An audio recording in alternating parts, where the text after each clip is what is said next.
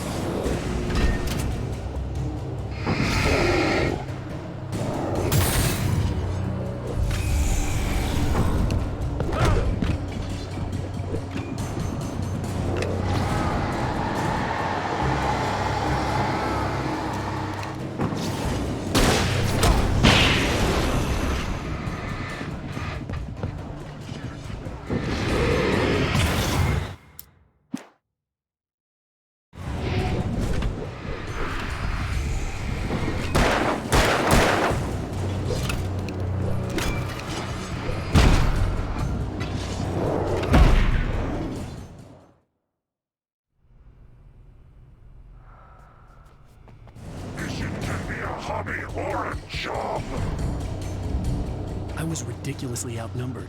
The searchlight could even the odds.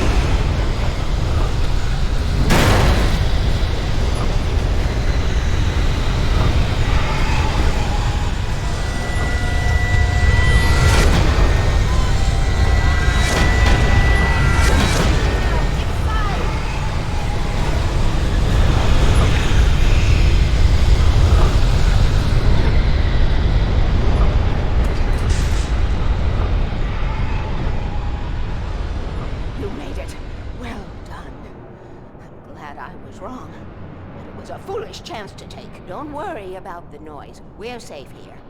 I have looked after the well-lit room for many, many years now. There is no shadow in the well-lit room. The power is fail-safe, and all the bulbs are numbered and changed regularly based on their make and model. Right.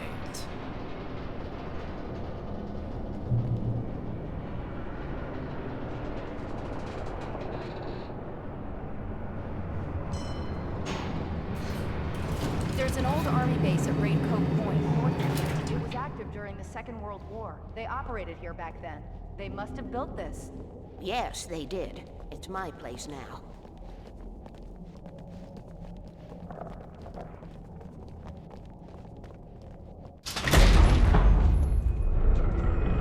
Take it, and I won't need to worry about the room anymore, because 6 and 33 and 118 need changing soon, and I don't want to climb up the ladder to change them because it's very late, and I'm tired. And if you take it, I won't have to do that anymore. The page was autobiographical, a memory from my childhood. But I didn't write this. It was a page written by Thomas Zane. None of them were supposed to exist anymore.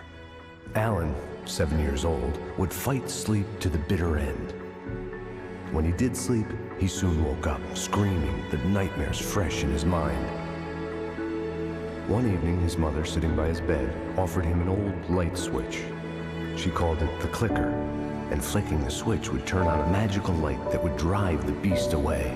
To imbue the talisman with all possible power, she added that it had been given to her by Alan's father. Alan never knew him, and anything of his took on mythical proportions in his mind. With the clicker firmly in his hand, Alan finally slept like a baby. Now, almost 30 years later, Alan thought of this as he stood on the rim of Cauldron Lake, the clicker in his hand. He took a deep breath and jumped. My mind swirled. I'd given the clicker to Alice, yet it was here. Zane had written it into existence in a story I had written. I can get to her now. I can finish this.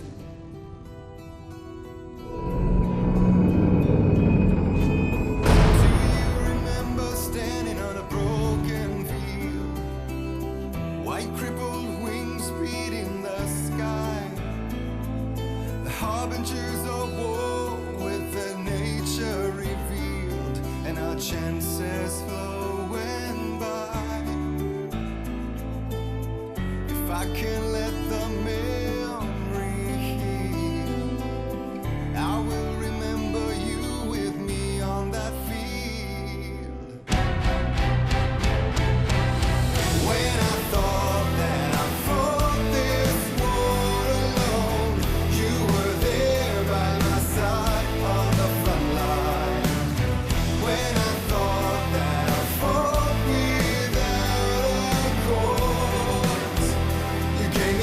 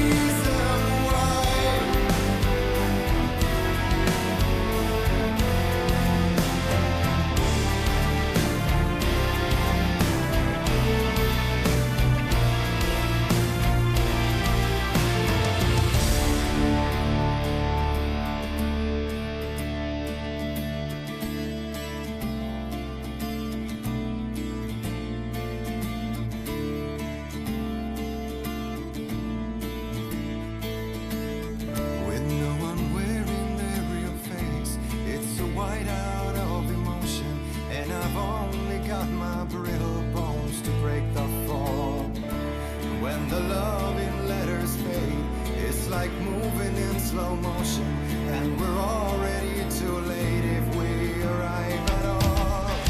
And then we're caught up in the arms race, an involuntary addiction, and we're shedding every value our mothers thought.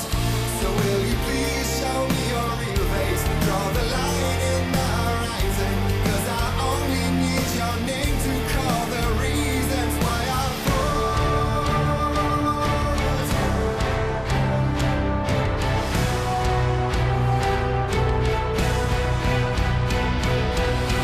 When I thought that I fought this war alone, you were there by my side on the front line.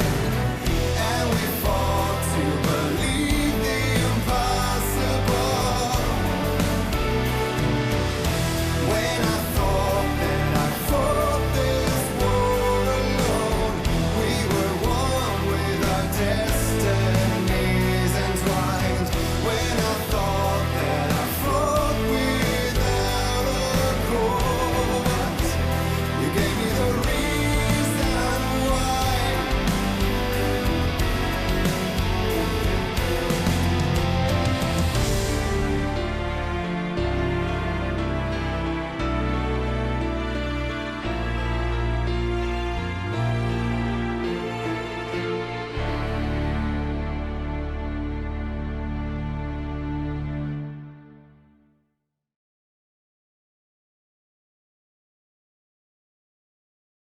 Previously on Alan Wake, I wrote a horror story that has come true. Thomas Zane did the same in the 70s. You will go no further. If I continue like the Dark Presence wants me to, the story I'm writing won't save Alice. It's a horror story.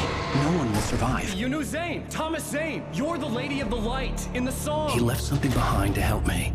The clicker. Alan thought of this as he stood on the rim of Cauldron Lake, the clicker in his hand. He took a deep breath and jumped.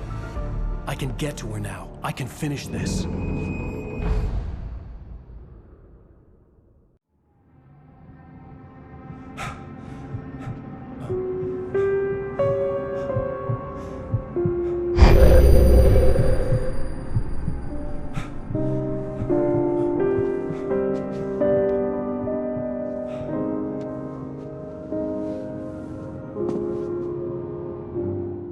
I had a hangover. My head was about to explode and the light hurt my eyes. I needed my sunglasses and painkillers to dull the pain. In one of my finer moments of self-deception, I swore to quit drinking.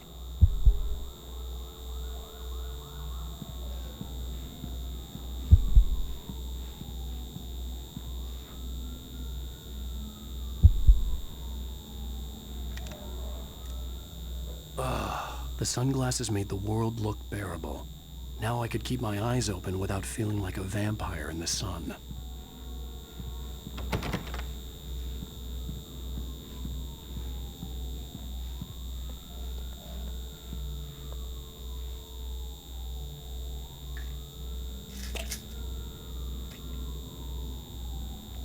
The pills worked fast.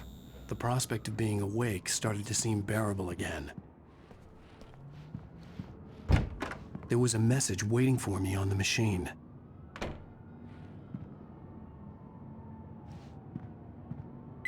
You have one new message. Al! Are you still asleep? Wakey, wakey! You should have your show on your TiVo. If Alice wasn't too mad to record it. Yeah, she called me earlier and really chewed me out. Yeah, we went a little overboard last night. But parties are a part of this business. Al, look, I'm saying this as your friend. She's not doing your career any favors by trying to run your life like that, okay? I'll talk to you later, Al. Watch the show!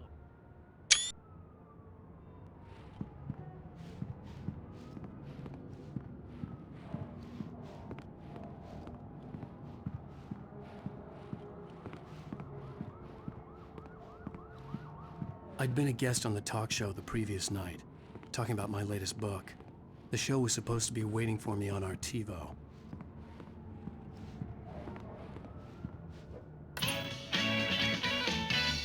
Ladies and gentlemen, welcome back to the Harry Garrett Show. Thank you. Thank you, everybody. We have a great show tonight. I've been talking with the best-selling author Alan Wake about his new book, The Sudden Stop. Yeah, good read. Go buy it. No, it is a good read. Look, I'm gonna be honest here. Is that wise? No, but I'm gonna do it anyway. I got people who give me the lowdown on books. I'm a busy guy. But this one, I actually read from cover to cover. I mean, I'm a big fan. Wow, thanks. Now, this might be a spoiler for those who haven't read the book yet. Based on the sales figures, the 2 people out there who haven't read the book yet. But this last book is all about the death of the main character, the hard-boiled New York detective, Alex Casey. Now, there's been a lot of outrage about this. Why the hell did you kill Casey? What the hell were you thinking, man? Good riddance. No, seriously though. 7 years and 6 books is a long time. He was a gloomy guy to spend all your working hours with, and it was a good run. But it's time to explore new things. My next book will be a departure from the old for me. You selfish bastard, always thinking of yourself. Well, you've certainly given us a lot of entertainment over the years. And now that you mention it, Casey was a gloomy guy. Never had much luck with his love life with the ladies. Was that autobiographical in any way? Yeah, no kidding. Casey's lady friends tended to die on him. With Casey, it was all about his pain. No, nothing autobiographical about that. I'm a happily married man. My wife is my muse. Well, congratulations. That's great to hear. So, how's the publicity tour been treating you? Good, great. But I gotta say, I'm glad to be back home in New York. Well, you've certainly been on the news a lot lately. Lots of parties and, you got into a fight with some paparazzi. Oh, man. Well, that guy was really in my face. I lost my temper. I know that wasn't cool. You are famous for that temper. Well, I did also write several books. Well, your latest novel is called The Sudden Stop, and it's in bookstores now. Go get it. That means the 2 of you out there who haven't bought it yet.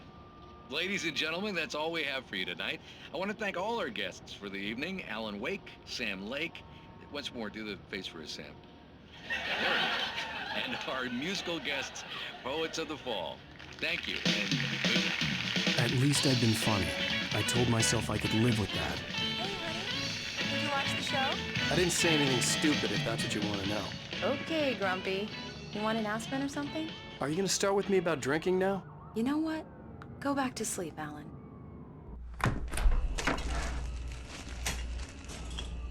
What? Now you can't even talk to me? Well, this morning I was angry because you said you'd be home at midnight and you showed up at 7 a.m. and passed out in mid-sentence.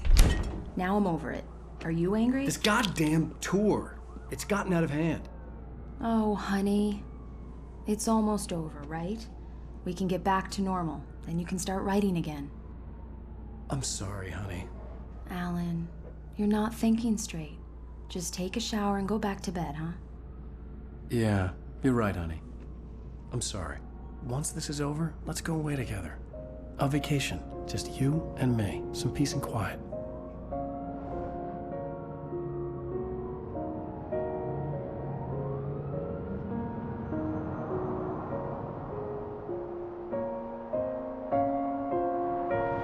Somehow, the clicker was the key to the cabin.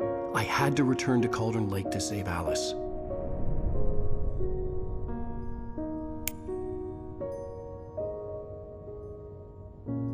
I'm going back to the lake to finish this.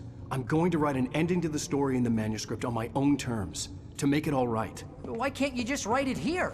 The last page is still in the typewriter. I need to read it first. Everything needs to be just right. Zane tried to cut some corners, and it didn't end well. Okay, ready when you are. I'm sorry, Sarah, but I need to do this alone. Barry, take her gun. Miss Weaver, close the door when I leave.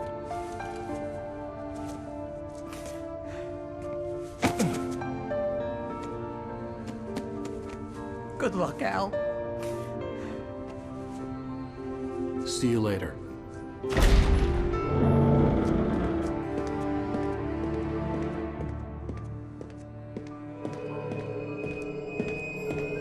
When I got out, it was warm and sunny. I'd flicked the switch of the clicker, Had it done this? I didn't stop to question it. I had to take advantage of the sunlight to get to the lake. On Zane's page, I had stood on the rim of Cauldron Lake, about to use the clicker. That's where I was headed.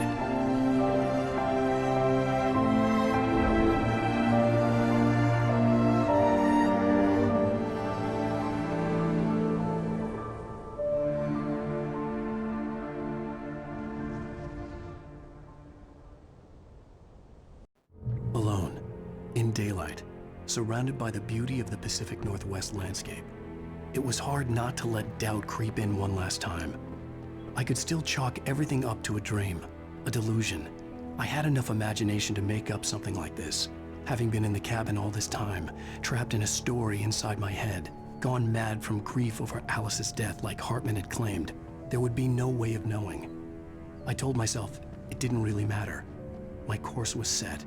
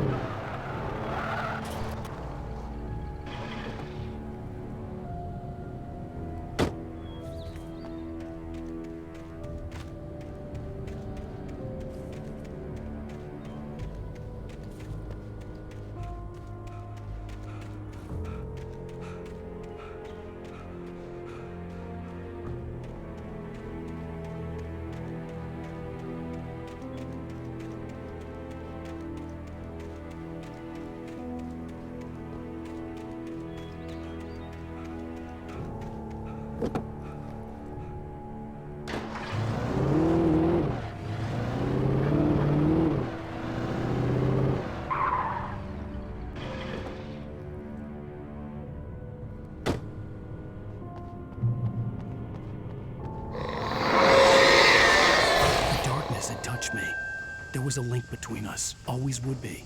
I could feel its presence again, getting closer.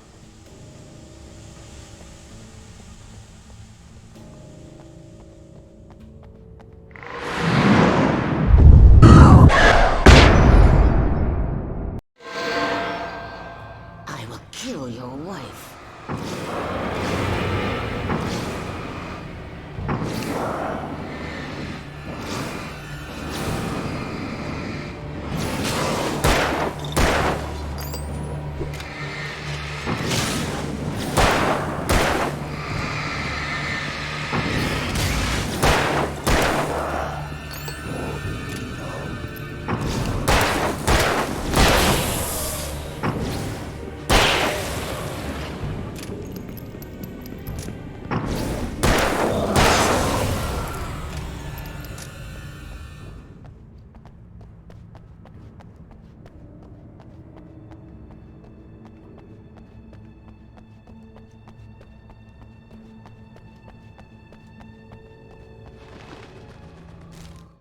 The dark presence was no longer trying to capture the road.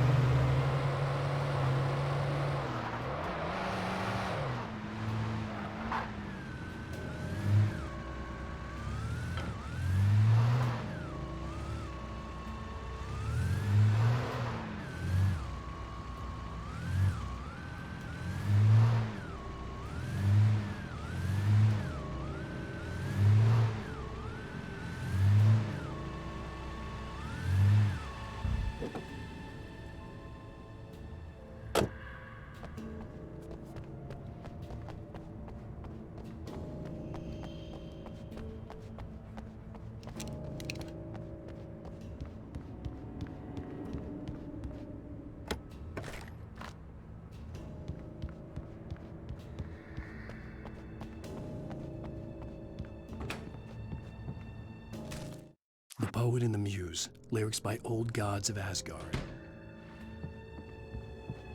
Based on the signature in the motel register, Agent Nightingale had stayed here, in room number 2,